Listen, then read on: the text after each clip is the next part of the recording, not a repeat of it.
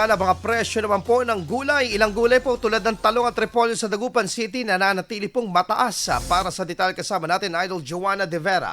104.7 IFM Report.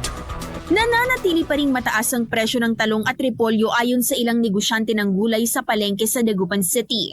Ayon sa ilang tindera ng gulay, kakaunti pa rin umano ang mga naibabagsak na talong at repolyo kung kaya't dumoble rin ang presyo sa kanilang supplier. Anila, kung dati ay nasa 350 pesos ang isang bundle ng repolyo, ngayon ay pumapatak ito ng nasa 600 pesos pataas. Nasa 50 hanggang 70 pesos ang kada kilo ng talong, depende sa laki, habang nasa 70 hanggang 80 pesos naman sa repolyo.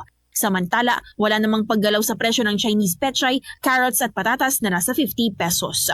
Kasama mula dito sa IFM Dagupan, ito si Idol Joanna De Vera, Tatak IFM.